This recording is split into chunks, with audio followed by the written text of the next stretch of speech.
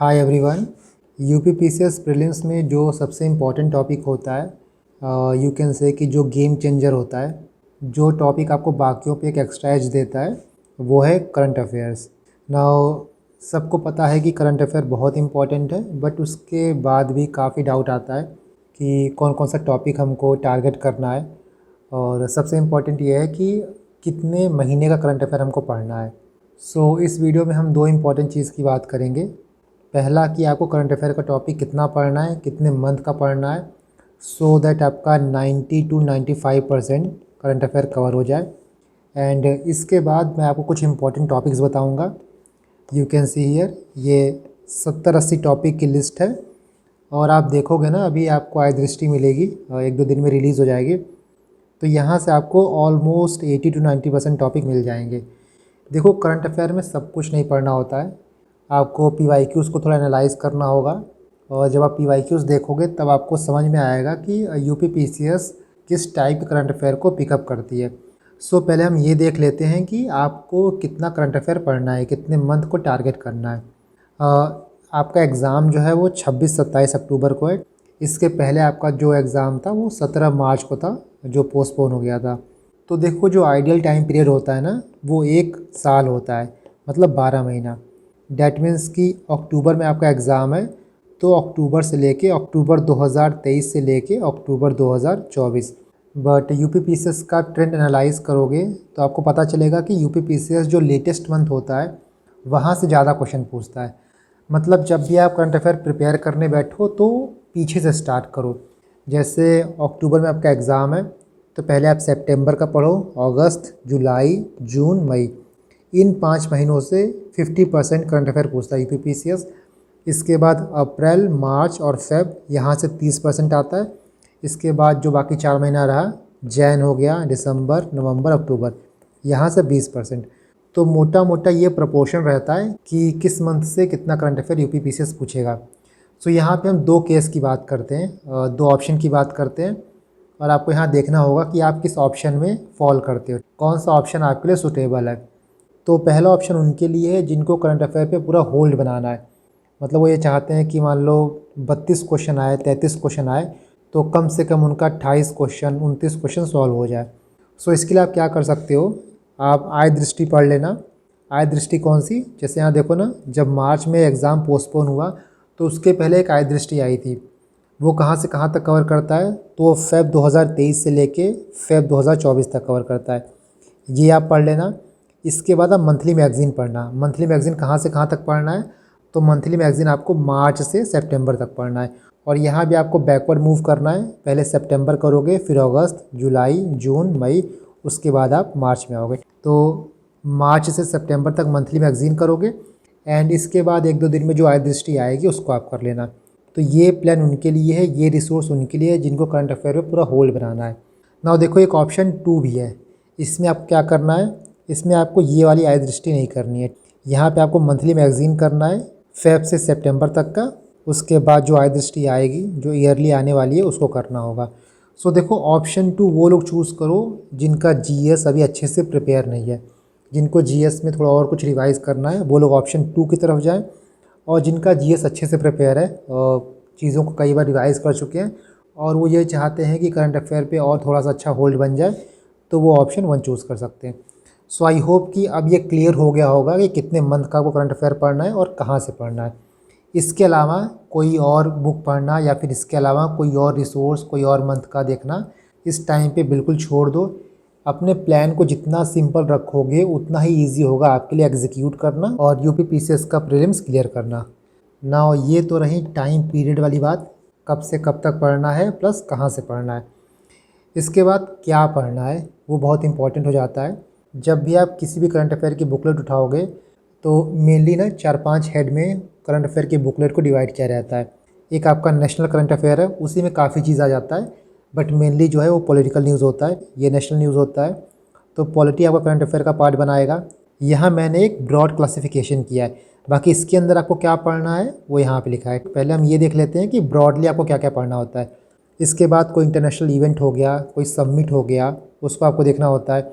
International relations पे question आता है, जैसे मान लो कि इंडिया और यूएस की कोई मीटिंग हो रही है, तो मीटिंग का थीम क्या है और किसके किसके बीच मीटिंग हुई है, कहाँ मीटिंग हेल्ड की है, वहाँ से क्वेश्चन आता है। नेक्स्ट इकॉनमी से क्वेश्चन आता है। इकॉनमी तो बहुत इंपॉर्टेंट पार्ट प्ले करता है करंट अफेयर का।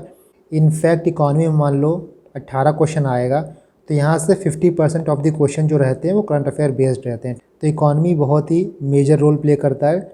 इसके बाद एनवायरनमेंट से करंट अफेयर पूछा जाता है। यूपी स्पेशल से भी आपको करंट अफेयर देखने को मिलेगा। इसके बाद साइंस में कोई न्यू डेवलपमेंट हुई है तो वहाँ से क्वेश्चन पूछ लेता है। रिपोर्ट्स से पूछता है, इंडिसेस पूछता है। बहुत से इंटरनेशनल रिपोर्ट्स रिलीज़ होते हैं तो कौन रिलीज़ करता है, इंडिया की रैंकिंग क्या है, उन रिपोर्ट्स का थीम क्या है, ये पूछ लेता है। इंडिसेस से पूछ लेगा कि इंडिया की रैंकिंग क्या है, और मान लो कि वो नेशनल रैंकिंग है तो यहाँ पूछ लेगा कि यूपी का क्या रैंकिंग है और पहले नंबर पे कौन है। इसके बाद स्पोर्ट्स एक काफ़ी इंपॉर्टेंट टॉपिक है, हर साल इससे 2-3 सवाल तो आ ही जाता है। एंड ख़ासकर इस साल तो स्पोर्ट्स में बहुत कुछ हुआ है, तो इसके काफ़ी हाई चांसेस हैं कि आपको स्पोर्ट्स से कम 3 से 4 सवाल देखने को मिलेंगे। नाउ हम कुछ प्रोबेबल टॉपिक्स देख लेते हैं जिन टॉपिक्स का एग्ज़ाम में आने की संभावना बहुत ज़्यादा है। और इन टॉपिक्स को बताने का सबसे बड़ा मोटिव ये है कि जब आपकी आय दृष्टि आएगी तो आपको पता रहेगा कि मुझे क्या पढ़ना है और क्या छोड़ना है। इन टॉपिक्स से आप एक रफ़ आइडिया ले सकते हो कि किन किन टॉपिक्स को आपको टारगेट करना है और यूपीपीसीएस किस टाइप के करंट अफेयर उठाती है और किस टाइप के करंट अफेयर में कैसा क्वेश्चन पूछती है। फॉर एग्ज़ाम्पल मान लो इस बार पेरिस ओलंपिक बहुत न्यूज़ में था और पैरा ओलंपिक्स, ये दोनों बहुत न्यूज़ में है और आप ऑलमोस्ट श्योर मान सकते हो कि यहाँ से क्वेश्चन पूछा जाएगा। ना जब भी आप पेरिस ओलंपिक पढ़ोगे तो इसमें क्या क्या चीज़ पढ़ोगे, यहाँ आपको A to Z सब कुछ कवर करना होगा। डैट मीन्स किसका मैस्कॉट कौन था, थीम क्या था इस ओलंपिक का, कब से कब तक हुआ है, आपको डेट याद रखना होगा, डेट पूछता है। इसके बाद मेडल टैली, कौन सी कंट्री नंबर 1 पे थी, नंबर 2 पे, नंबर 3, तो 1 2 3 याद कर लेना। इसके बाद इंडिया की क्या रैंकिंग थी वो याद कर लेना। एंड इंडिया को टोटल कितने मेडल मिले, टोटल मेडल में से कितने गोल्ड थे, कितने सिल्वर थे, कितने ब्रॉन्ज थे, ये तीनों चीज़ याद कर लेना। वैसे गोल्ड तो एक भी नहीं था बट इतना आपको पता होना चाहिए कितने सिल्वर थे, कितने ब्रॉन्ज थे। एंड इसके बाद आपको ये भी देखना होगा कि ओपनिंग सेरेमनी किसने लीड की थी, क्लोजिंग सेरेमनी किसने लीड की थी, कौन टॉर्च बियरर था, इंडिया से कितने एथलीट गए थे, 117 लोग गए थे, तो ये नंबर्स आपको याद होना चाहिए। इसके बाद जितने भी एथलीट थे जिन्होंने मेडल जीता है तो वो लोग कौन कौन थे, जैसे मनु भाकर या फिर स्वप्निल कुशाले हो गए, तो इन्होंने कौन सा मेडल जीता, प्लस ये कौन से स्पोर्ट्स से एसोसिएटेड थे, तो ये देख लेना। इसके साथ ये भी देख लेना कि ओलंपिक्स में टोटल कितने स्पोर्ट्स थे। ठीक, ये तो रही आपकी पेरिस ओलंपिक्स की बात। जैसे आप पेरिस ओलंपिक के लिए पढ़ोगे वही चीज़ें आपको पैरालंपिक के लिए भी पढ़नी है। यहाँ का मैस्कॉट कौन है, और ओपनिंग सेरेमनी किसने लीड की थी, क्लोजिंग सेरेमनी किसने लीड की थी, मेडल टैली में नंबर 1 कौन है, नंबर 2 कौन था, 3 कौन है, कौन सी कंट्री। इसके बाद इंडिया की क्या रैंकिंग है, इंडिया ने टोटल कितने मेडल जीते थे, 29 मेडल जीते थे, तो उसमें से कितना गोल्ड है, कितना सिल्वर, कितना ब्रॉन्ज, गोल्ड किसने जीता और किस स्पोर्ट्स से एसोसिएटेड है। तो A to Z यहाँ पे आपको सब कुछ पढ़ना है क्योंकि ये बहुत इंपॉर्टेंट है इस साल के लिए। इसके बाद यूनियन बजट, ये भी बहुत इंपॉर्टेंट है, और यूपी बजट। और देखो बजट में ना आपको स्कीम्स पढ़ने हैं, जो भी स्कीम्स अनाउंस हुए उनको आपको देखना है, और इसके साथ साथ आपको नंबर्स भी देखने हैं क्योंकि एग्ज़ाम में ना डायरेक्टली नंबर पूछ लेता है कि किसी पर्टिकुलर स्कीम के लिए कितना रुपीज़ एलोकेट किया गया, कितना रुपीज़ सेंक्शन किया गया, ये नंबर आपको पता होना चाहिए। इसके साथ साथ जो हम लोग बजट में पढ़ते हैं ना कि मान लो 1 रुपया आता है तो 1 रुपया कहाँ कहाँ खर्चा होता है, कितना पेंशन में जाता है, कितना सब्सिडी में जाता है, कितना सैलरी में जाता है, कितना डिफेंस में जाता है, तो आपको ये सारी चीज़ें बजट में पता होनी चाहिए। वैसे मैं आपको यूपी बजट और यूनियन बजट दोनों करवा दूंगा तो इसकी टेंशन नहीं है। इसके बाद दिसंबर में इलेक्शन हुआ था, असेंबली इलेक्शन 5 स्टेट में, छत्तीसगढ़, MP, राजस्थान, तेलंगाना, मिज़ोरम। तो यहाँ पे आप बेसिक इलेक्शन के बारे में जान जाना, बहुत निटी गिटीज़ में नहीं जाना है, छोटी छोटी बातें नहीं करनी है कि भाई किसने कितना सीट जीता, बस ऊपर ऊपर से चीज़ें आप देख लेना, कौन CM बना और टोटल असेंबली में कितनी सीट हैं, जैसे छत्तीसगढ़ में कितनी सीट हैं, MP में कितनी सीट हैं, राजस्थान में कितनी सीट हैं, लोकसभा में राजस्थान से कितने MP आते हैं, राज्यसभा में कितने MP आते हैं, तो ये सब चीज़ें देख लेना। इसके साथ लोकसभा का भी इलेक्शन हुआ है तो ये भी बहुत इंपॉर्टेंट हो जाता है, किस दिन इलेक्शन हुआ था, कितने सीट्स पे हुआ है, कितने फेजेज़ में हुआ है, वोटिंग परसेंटेज क्या था, किस स्टेट में वोटिंग परसेंटेज सबसे हाई था, किस में सबसे लो था, ये देख लेना। जो नया कैबिनेट फॉर्म हुआ है उसमें किसको क्या क्या पोर्टफोलियो दिया गया है, आप मिनिस्टर्स के नाम देख लेना, हो सकता है पूछ ले। इसके बाद देखो भारत रत्न बहुत इंपॉर्टेंट है, ये पद्मा अवार्ड्स, पद्म विभूषण, पद्मश्री किसको किसको मिला है, इसके साथ साथ स्पेशली यूपी से किसको पद्मश्री मिला है ये देख लेना। स्पोर्ट्स इंपॉर्टेंट हो जाता है, खासकर स्पोर्ट्स के जो अवार्ड्स हैं वो इंपॉर्टेंट हो जाते हैं। ग्रैंड स्लैम देख लेना है किसने जीता है। BBC sports personality of the year पूछ लेता है कभी कभी, ये इंपॉर्टेंट है। इसके बाद नेशनल स्पोर्ट्स अवार्ड 2023 में मेजर ध्यानचंद किसने जीता है, अर्जुन अवार्ड किसको मिला है, द्रोणाचार्य अवार्ड किसको मिला है। T20 वर्ल्ड कप हुआ है तो यहाँ पे स्टैट देख लेना है, किस कंट्री ने जीती है, कितने बार जीती है, ये आप देख लेना। किसको मैन ऑफ द मैच मिला, किसको मैन ऑफ द सीरीज़ मिली, तो ये आप देख लेना। इसके बाद एंटरटेनमेंट की बात करें तो एमी अवार्ड्स किसने जीता है, बुकर प्राइज़ किसको मिला है, Grammy award, golden globe award, 69th film fair award में बेस्ट मूवी का अवार्ड किसको मिला है, बेस्ट एक्टर, एक्ट्रेस, डायरेक्टर, ये जो मेजर मेजर चीज़ें होती हैं, मेजर अवार्ड है उनको देख लेना। Dada Saheb Phalke international film festival award, ये इंपॉर्टेंट है, इसको आप देख लेना। यहाँ पे किस मूवी को कौन सा अवार्ड मिला है। ऑस्कर इंपॉर्टेंट है, ऑस्कर अवार्ड्स देख लेना। उसके बाद बाफ्ता फिल्म अवार्ड, तो ये आपका एंटरटेनमेंट सेक्टर से हुआ। नाउ 6th खेलो इंडिया यूथ गेम्स, ये 2023 में हुआ था। किसके किसके बीच हुआ था और यहाँ पे किसने क्या जीता था वो देख लेना। इसके बाद कुछ इंपॉर्टेंट अपॉइंटमेंट्स देख लेना, जैसे इलेक्शन कमीशन ऑफ इंडिया कौन है, अटॉर्नी जनरल कौन है, लीडर ऑफ अपोजिशन पहली बार इलेक्ट हुए हैं कितने सालों में, तो वो कौन है उनको देख लेना। कैसे इलेक्शन होता है उनका वो देख लेना। कैग कौन है, कैसे इलेक्शन होता है वो देख लेना। चीफ ऑफ डिफेंस स्टाफ कौन है। इसके बाद तीनों फोर्सेस को जो चीफ हैं, आर्मी, नेवी एंड एयर, इनके कौन चीफ हैं उनको देख लेना। कैबिनेट सेक्रेटरी हमारे कौन उनको देख लेना। नीति आयोग के CEO कौन उनको देख लेना आप। NHRC का चेयरमैन कौन उनको देख लेना आप। 16 फाइनेंस कमीशन के चेयरमैन कौन है उनको देख लेना। नेशनल वीमेन कमीशन के चेयरमैन कौन उनको देख लेना और 7th पे कमीशन का चेयरमैन कौन है उनको देख लेना। CBI इस साल बहुत न्यूज़ में था, जैसे वेस्ट बंगाल जो है वो कंसेंट विड्रॉ कर लिए, जनरल कंसेंट जो होता है वो विड्रॉ कर लिए CBI का, तो इसीलिए CBI न्यूज़ में, तो CBI आप देख लेना। और इसके बाद देखो कुछ इंपॉर्टेंट इंडेक्स हैं, जो भी इंपॉर्टेंट इंडेक्स और रिपोर्ट है उनमें आप क्या देखोगे, नंबर 1 कौन है और इंडिया की रैंकिंग क्या है। यहाँ पे मैं इंटरनेशनल इंडेक्स और रिपोर्ट की बात कर रहा हूँ। मेजर या इम्पॉर्टेंट डेज और थीम्स ये देख लेना। For example national water day हो गया, अर्थ डे हो गया, तो किस दिन मनाया जाता है और क्या थीम था वो देख लेना। मिलिट्री एक्सरसाइजेस किस 2 कंट्री के बीच में हुआ है और कहाँ हुआ है ये आप देख लेना। इसके बाद उत्तराखंड में सिलक्यारा टनल जो कोलैप्स हुआ है वो उसके आसपास का एरिया देख लेना, ये टनल कहाँ पे है, प्लस उत्तराखंड की बेसिक ज्योग्राफी देख लेना। इसके बाद देखो 10वीं आसियान डिफेंस मिनिस्टर मीटिंग हुई है, ये मीटिंग कहाँ हुई है, इस मीटिंग का थीम क्या था ये देखना। मीटिंग में आपको मेनली यही देखना है कि ये कहाँ हुई है और इसका थीम क्या था। उसी तरह इंडिया US 2+2 मिनिस्ट्रियल डायलॉग, ये कहाँ हुआ है, किसके बीच में हुआ है, ये किसके बीच में होता है, 2+2 डायलॉग किसके किसके बीच में होता है ये देख लेना, ये इंपॉर्टेंट है। इसके बाद SDG India index 2024, top performer कौन कौन से स्टेट हैं और यूपी किस कैटेगरी में आता है ये देख लेना। नाटो न्यूज़ में था, यूक्रेन का वॉर चल रहा था तो नाटो न्यूज़ में था, तो नाटो क्या है, कौन कौन सी कंट्रीज़ इसके अंदर आती हैं आप ये देख लेना। इसके बाद एक ऑर्गेनाइजेशन एक रिपोर्ट निकाली है, एलिमिनेटिंग प्लास्टिक पॉल्यूशन बाय 2040, तो आप ये देखना कि कौन सी ऑर्गेनाइजेशन ने ये रिपोर्ट निकाला है, ये हमने देख ही लिया है। इसी तरह देखो रायसीना डायलॉग हुआ, ये कहाँ हेल्ड हुआ था, क्या थीम था, किसके किसके बीच हुआ था वो देख लोगे आप। उसी तरह जैसे एक समिट हुआ था आर्टिफिशियल इंटेलिजेंस सेफ्टी समिट, कहाँ हुआ था, तो ब्लेशली पार्क इंग्लैंड में हेल्ड किया था। उसी तरह माइग्रेशन एंड मोबिलिटी एग्रीमेंट किसके किसके बीच हुआ है साइन, तो इंडिया और इटली के बीच में पूछा जा सकता है। नेक्स्ट MSME ने 3 सब स्कीम लॉन्च किया है under RAMP programme, GIFT, SPICE और ODR, ये तीनों क्या है इसको देख लेना, और रैम्प प्रोग्राम क्या होता है ये भी देख लेना। उसी तरह साइंस एंड टेक की बात करें तो पृथ्वी विज्ञान स्कीम क्या होता है वो देख लेना। Euclid mission European space agency और नासा के बीच का एक मिशन है टू स्टडी डार्क मैटर और यूनिवर्स कैसे एक्सपेंड हो रहा है, तो ये मिशन इंपॉर्टेंट है, नाम देख लेना। और देखो यहाँ मैंने 1 लाइनर लिखा और क्वेश्चन ऐसे पूछा ही जाता है, जैसे आप यही करंट अफेयर का पॉइंट देखो, यहाँ से कितने टाइप का क्वेश्चन यूपी PCS बना सकता है। पहला सवाल वो ये पूछ सकता है कि काटामरन वेसल जो है वो कौन बिल्ड कर रहा है। दूसरा सवाल ये पूछ सकता है कि फर्स्ट हाइड्रोजन सेल काटामरन वेसल कहाँ पे बिल्ड हो रहा है, तो वाराणसी में बिल्ड हो रहा है। तीसरा सवाल ये पूछ सकता है कि काटामरन वेसल्स क्या है, तो ये फर्स्ट हाइड्रोजन सेल वेसल है। सो इसी तरह आपको करंट अफेयर को प्रिपेयर करना है, जितने भी पर्सपेक्टिव से, जितने भी डायमेंशन से आप एक क्वेश्चन को बना सको उतना बना लो। इसके बाद वर्ल्ड की फर्स्ट हाइड्रोजन पावर ट्रेन कहाँ चलाई गई है, तो जर्मनी में चलाई गई है।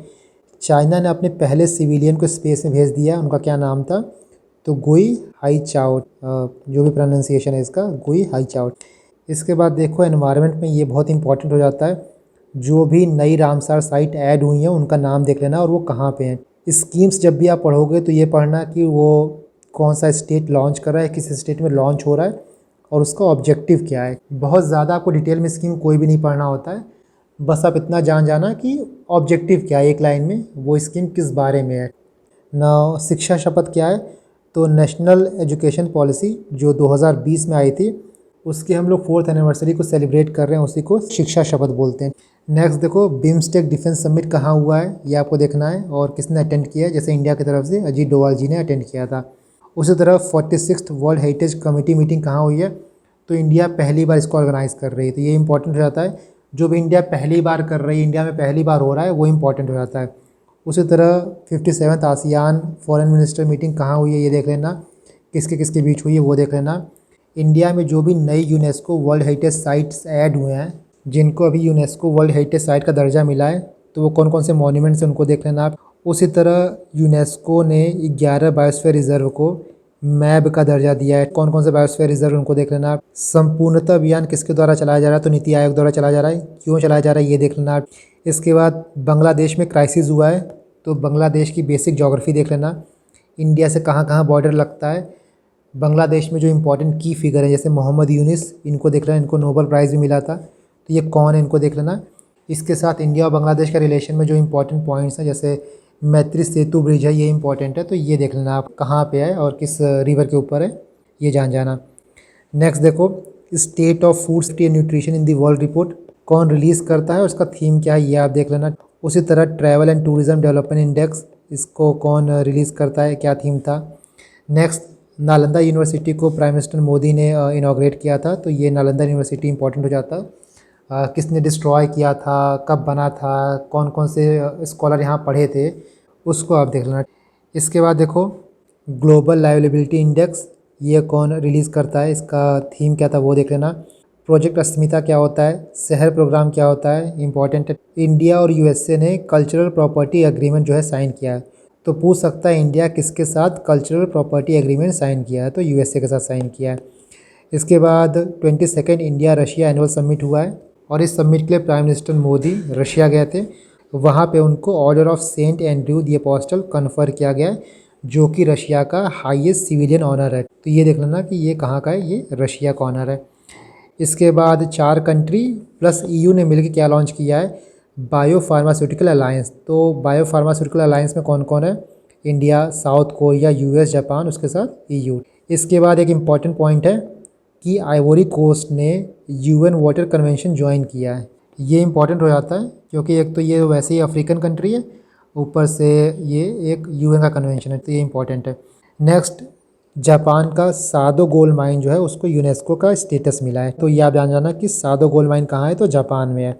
इसके बाद आईएनएस तवार जो है वो रशिया के सेंट पीटर्सबर्ग अराइव की है to celebrate Russian Navy Day. तो आईएनएस तबर जो है वो इंडिया का है और कहाँ गया है, तो रशिया गया है। इसके बाद देखो, 14 ब्रिक्स ट्रेड मिनिस्टर मीटिंग कहाँ हुआ है ये देख लेना, किसके किसके बीच हुआ ये देख लेना। नेक्स्ट, ये इंपॉर्टेंट हो जाता है, इंडिया का first integrated agri sport facility कहाँ पे डेवलप किया जा रहा है, तो Jawaharlal Nehru port authority, JNPA, important है ये। इसके बाद यूपी गवर्नमेंट ने जो भी हाइब्रिड व्हीकल है ना, उनके रजिस्ट्रेशन टैक्स में 8 से 10% का वेवर दिया है। तो पूछा जा सकता है कि कितने परसेंट का वेवर दिया है, क्योंकि ये यूपी की न्यूज़ है तो एग्जैक्ट परसेंटेज पूछा जा सकता है। इसके बाद CDOT ने एग्रीमेंट साइन किया है IIT रुड़की और IIT मंडी के साथ। नेक्स्ट देखो, एशिया का पहला हेल्थ रिसर्च जो है किससे related, pre clinical network facility, ये कहाँ ओपन किया जा रहा है, तो फरीदाबाद में, Faridabad Haryana, regional centre of biotechnology. Next, world का first thorium molten salt nuclear power plant कहाँ लॉन्च किया जा रहा है, तो चाइना में लॉन्च किया जाएगा, गोबी डेजर्ट, 2025 तक। इसके बाद लाइफ स्टॉक सेंसस हुआ था, तो इसकी रिपोर्ट को आप देख लेना, इसको मैं करा दूंगा वैसे। नेक्स्ट, ग्लोबल जेंडर रिपोर्ट कौन रिलीज़ करता है, क्या थीम थी। उसके बाद देखो, चीता अराइवल, एक हम जानते थे चीता जो है कूनो नेशनल पार्क में था, एक और है Gandhi Sagar wild life sanctuary, तो ये देख लेना कि ये किस स्टेट में है, प्लस इससे चीता रिलेटेड है। नाउ 5 नए एम्स खुल रहे हैं, तो कौन कौन से स्टेट में खुल रहे हैं उन स्टेट का नाम देख लेना। इसके बाद पटना बिहार में इंडिया का पहला नेशनल डॉल्फिन रिसर्च सेंटर खोला जा रहा है, तो ये इंपॉर्टेंट हो जाता है। पर्सन इन न्यूज़ भी पूछ लेता है एग्ज़ाम में एक दो। जैसे एक इम्पॉर्टेंट है सुमन कुमारी, ये कौन है? तो ये फर्स्ट वीमेन स्नाइपर हैं बीएसएफ में। तो सुमन कुमारी नाम याद रखना। इम्पॉर्टेंट बुक्स और उनके ऑथर्स, ये भी इम्पॉर्टेंट है, एक दो क्वेश्चन पूछ लेता है। देखो बहुत से बुक्स लिखे गए होंगे और बहुत से ऑथर्स हैं, सारे बुक्स और सारे ऑथर्स को नहीं पढ़ना है, बट जो इम्पोर्टेंट्स हैं ना उनको देख लेना। उसी तरह देखो कच्छा थी वो आइलैंड भी न्यूज़ में था, तो ये कहाँ पे है, किसके किसके बीच में है, और इसके लोकेशन को थोड़ा देख लेना, क्योंकि मान लो इसके आसपास के एरिया से रिलेट करके कोई क्वेश्चन आया तो आप कर लोगे। सो यहाँ देखो ना, ये 70-75 जो है करंट अफेयर के टॉपिक्स हैं, एंड 90-95% क्वेश्चन जो है वो इसी थीम पे आता है। और भी करंट अफेयर के टॉपिक होंगे जो मैं बाद में ऐड करा दूँगा, बट इससे आपको एक आइडिया हो जाएगा कि आपको क्या पढ़ना है, क्या टारगेट करना है। आप अभी आय दृष्टि देखना, उसमें यही सारे टॉपिक्स जो है वो कम से कम 70-80 पेज में कवर किया होगा। तो आपको हर टॉपिक के बीच में जो दिया है, जो इन्फॉर्मेशन दी है, सब कुछ नहीं पढ़ना होता है। आपको ये देखना होता है कि उस टॉपिक में से क्वेश्चन कैसा बनेगा। मान लो इसी टॉपिक को देख लो, तो जब आप इसको पढ़ोगे करंट अफेयर में, तो बहुत चीज़ें दी रहेंगी कि हाइड्रोजन ट्रेन ऐसे चलती है, तो ये तो वो, बट इतना कुछ नहीं पढ़ना है आपको। आपको वन लाइनर फैक्ट्स पढ़ने हैं। इसके साथ साथ कई बार ऐसा भी होता है कि स्टेटमेंट दे देता है, स्टेटमेंट 1, स्टेटमेंट 2, और स्टेटमेंट नॉर्मली स्कीम में देता है। पहला पॉइंट दे देगा कब वो स्कीम रिलीज़ हुई है, कब वो स्कीम लॉन्च हुई है, और दूसरा दे देगा कि उस स्कीम का ऑब्जेक्टिव क्या है। तो जिस टॉपिक में जो यूपीपीसीएस पूछता है आपको वही टारगेट करना है। इस तरीके से आप करोगे तो आपका आराम से 90% of the current affair cover हो जाएगा, और वो भी काफ़ी जल्दी, मल्टीपल टाइम आप रिवाइज़ कर पाओगे। इस पीडीएफ को मैं टेलीग्राम पे डाल दूँगा, मेरे टेलीग्राम का लिंक आपको डिस्क्रिप्शन बॉक्स में मिल जाएगा, यहाँ भी आप देख सकते हो, ये टेलीग्राम का लिंक है। और इस पीडीएफ को आप डाउनलोड कर लेना, एंड इसके हिसाब से जो करंट अफेयर आएगा, आय दृष्टि आएगी, उसको पढ़ना।